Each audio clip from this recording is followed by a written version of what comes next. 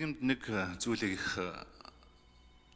эрүүлэр тийм ээ. За яг тоон дээрээ тулгуурласан одоо нэг ийм ойлголттой болох ёстой гэж ойлгож байна. Тэр тусмаа нийгмийн даатгалын сан тойрсон энэ тоонууд дээр та бүдгийг бас би анхаарч өгөөсэй гэж бодож байна. Юу гэхээр өнөөдөр ингээд нийгмийн даатгалын сан ингээд албаар Монгол улсад дампуурдсан юм шиг, ер нь дампуурхаж байгаа юм шиг нэг ийм ойлголтыг албаар төрүүлж байна л да.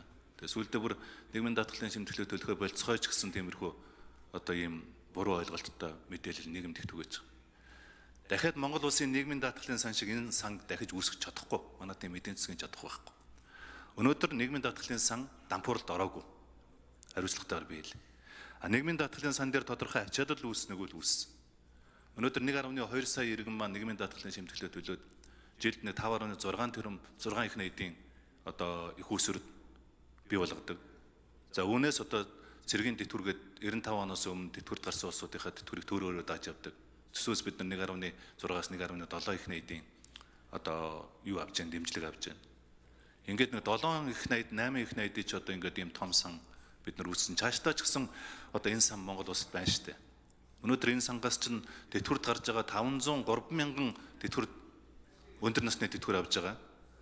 За ингээ баг үндсэндээ 200 орчим нөгөө үйлдвэрлэлийн бас мэрэгжлийн шалтгааллах өвчин, за ажилгүйдлийн даатгал, за мөн одоо ингээд нөгөө тэтгэмжийн даатгалаас чинь жил бүхэн 200 мянган хүн тэтгэмж аваад амьдралд үүсэх амьдралын бүх мөчлөг дээр үүсдэг эрсдлээ бууруулад явж байгаа. Бид нар ийм л одоо сангийн тогтолцоотой шүү дээ. Энэ сангийн тогтолцоод. За тэгэхээр энэ сан дээр бол мэдээж одоо өнгөрсөн хугацаанд тодорхой арилжааны банкуд дээр байршуулсан мөнгнөөс эрсдэл гарсан. 160 орчим тэрбум төгрөгийн эрсдэл гарсан.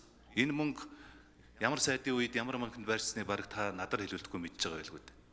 Хэдэн онд айл банкнд байрсныг. Өнөөдөр энэ хоёр банкнаас одоо бид нар тодорхой хэмжээний энэ алдагдлыг нөхөөлөх гээд авилгалтаа тэмцэх газар прокурорын газартаа бид нар албан ёсны хүсэлт гаргаад өнөөдөр ингээ авилга барагдуулаад сууж байгаа.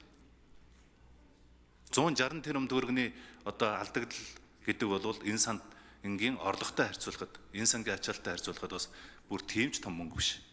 Энийг бид нар олж аавна. Барагдуулна. Энэ дээр бид нар бүрэн одоо эцэстгэлд одоо бүрэн итгэл төгс байж болно гэж ойлгож байна. Хамгийн гол нь өнгөрсөн хугацаанд энэ сан дээр улс төрчдийн гаргасан батлуулсан энэ хуулийн одоо үр дагавраас шалтгаалаад нийт 6 их найдын одоо бодиттой эрсдэл үүсчихэд байна. Энийгээ л цөмөрийн тэтгэврийн шинжилэл нийгмийн даатгалын шинжилгэлээрээ л одоо тодорхой хэмжээний алдагдлуудаа бууруулж авъя л гэж л одоо бүгд